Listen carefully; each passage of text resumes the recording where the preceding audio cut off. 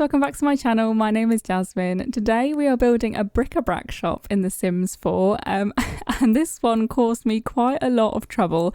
It did not go very smoothly at all. I had absolutely hours of footage. I think, well, builds normally take me roughly between 1 hour to 2 hours, and this one literally took me at least 5 hours to build. It was painful, and I think part of the problem was that standalone shops are very rare and very hard to make look good just in general, and you can't find very many pictures of them for reference pictures, and that's all you can make really in The Sims 4 unless you build on a massive lot and do multiple shops alongside one another.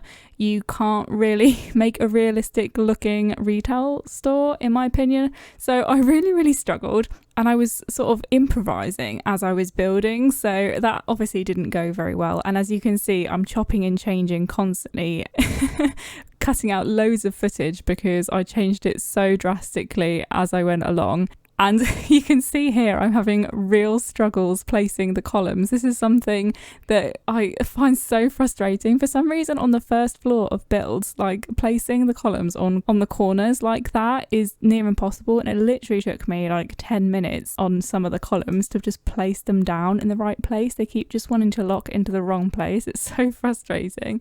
But yeah, I'd originally aimed to build a shop suitable to use in my Let's Play. At the minute I'm doing an eco lifestyle rags to riches let's play, and the main character Maya is eventually going to own a furniture and sort of craft shop, or just things that she creates like candles and stuff like that using the eco lifestyle pack, and possibly knitting as well now that the knitting pack has come out. And because both eco lifestyle and Nifty Knitting are both reasonably contemporary looking in terms of the colours and styles of their furniture that at least you can create in eco lifestyle and the pastel tones in Nifty Knitting, I was hoping to sort of tie the interior into that sort of aesthetic, but it just wasn't working. And I tried and tried to make it look like it would fit, but it wasn't going to happen. So I ended up going for quite an old style of build, and the interior looks quite dusty and dated and very much looks like quite a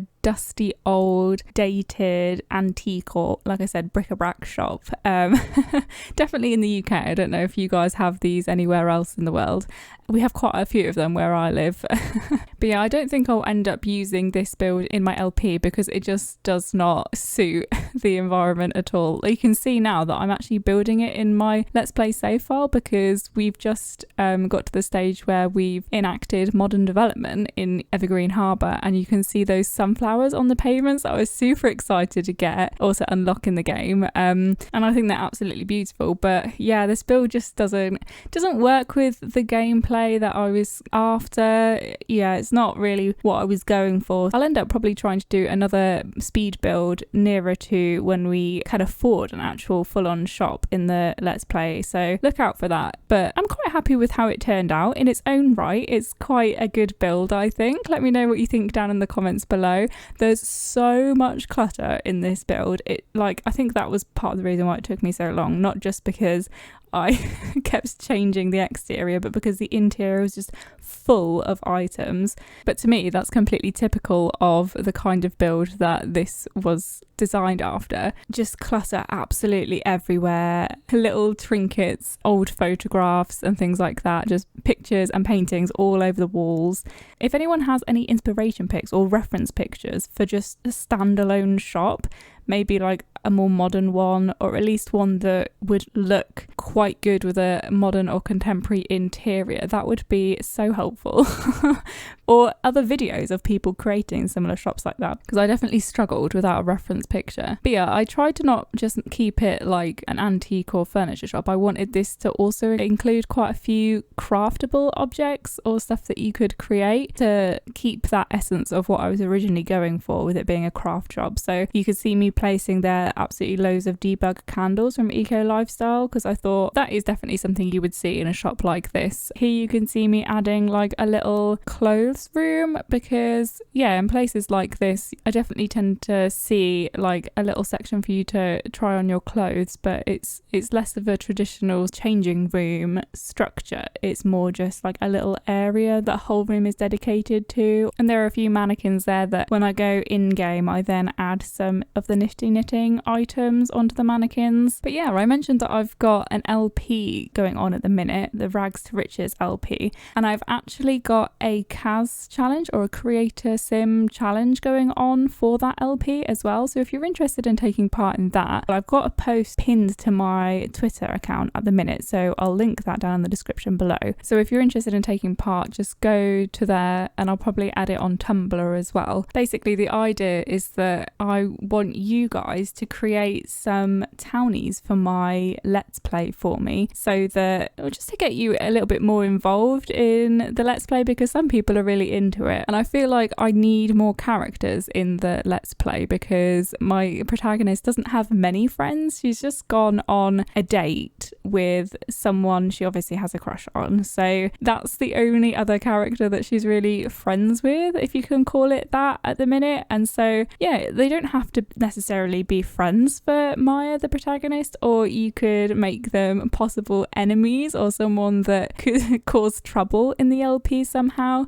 But I would just love for you guys to get involved basically and see your lovely creations, get a variety of sims and characters, because I think it just might help the development of the story just to have like a couple of different characters that I may not necessarily have thought of myself get involved in the gameplay somehow. So I'd love to see what you guys create, and please tag me if you do create anything on Twitter or any other social media, because then I can share your posts and your creations and make sure that other people give them love and support. And if you make any videos for what you do as well, obviously let me know so I can watch them. But yeah, I'm probably gonna pick, I said at least 2 entries to the competition, so I may end up including more if there are some characters that I really like that you've created, and if I think that they integrate well into the gameplay basically. So I'm going to prioritize characters that I think have a really good backstory, and people who have thought about current storyline of the Let's Play and how a character might influence the gameplay for good or for bad, you know. I want it to be interesting. I don't want them all to be perfect sims. You can take it whichever direction you want, but yeah, like I said, if I end up liking quite a few sims that you created, I might end up adding like a group or even household. So don't be afraid to enter like a whole family of sims onto the gallery and think they won't all be accepted, because I'm more than happy to add a family to the world, and that can count as well, and that's absolutely fine. But I will say that please don't use CC, or at least Alpha CC. I'm quite happy for you to include Maxis Match CC if you provide links for me, because basically I'm going to be adding these characters to my game and I need to be able to actually use them in game. So I'd rather they weren't naked when I loaded them in, because you know that obviously won't be able to recreate what you've done if I haven't got the CC. So it would be good if they were limited in the amount of CC that you use. And yeah, like I said, if you just give me any links that you do use, I can just pop it into game when I load in and then take it out again. But yes, so loads and loads of clutter so far in this build. I don't know where to start talking about it, frankly, because there's just so many. I go back and forth quite a lot when I'm taking things out and putting them down, because the debug items, some of them are really hard to find in the catalogue, because there's absolutely no order to the debug catalogue at all. So what I did was just take out a load of objects that I knew I wanted to use and place them on the floor and then sort of rearrange them later. So it's quite scattered, and I'm sorry about that. This build it might be quite difficult to watch, but it all comes together at the end, so I hope you stick around. So downstairs is like the main bric-a-brac antique area, and then upstairs we've got some craftable items, some knitting items, some knitting books, And then in the other room that we've not decorated yet, that's going to be like the crafting office of the sim who obviously owns the retail store, and then they can create some of the objects that they then sell in the bric-a-brac shop. I feel like this type of shop in real life would mostly be second-hand objects. It wouldn't be very many crafted objects, but maybe a few would be crafted and then the rest would be second-hand. That's how I was thinking about it. So we've got a tiny little toilet at the end, and then there's an office with, I think it's got an easel, a candle making station, a woodworking table, and it's got some of the Nifty Knitting table objects. Yeah, and a computer as well, because I think that's handy for the maker career that you get in Eco Lifestyle. And I think that might be just about it. Oh yeah, there's a flower arranging table in there as well. So lots of creative objects for you, your Sims, to use in here. And you probably saw in the screenshots at the start that I ended up changing the whole exterior again, so it doesn't look like that dark brick, that brown brick on the exterior. I changed it off camera to be like a dull red brick. I had to do it off camera because I was so struggling with this build and I needed the pressure to be relieved of me filming, so I just wanted to take a breath and work out. I think I came back to it the next day and I was like, how can I fix this build, because it just wasn't looking right to me at all. So yeah, I just did that little bit off camera, but I think it turned out okay in the end. And I added some extra objects outside of the build as well, because in this type of shop I feel like it's quite common for there to be some furniture or some stalls outside near the entrance of the building, so that people can sort of take a look through like old photographs or books or stuff like that, and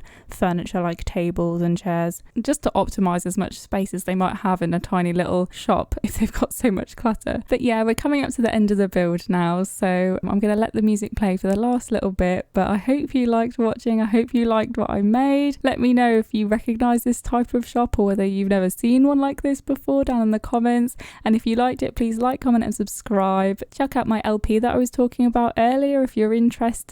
I find it really fun and I know a few other people really enjoy it, so yeah, feel free to take a look at that. Yeah, thank you so much for watching. I'll see you in the next one. Thanks guys, bye.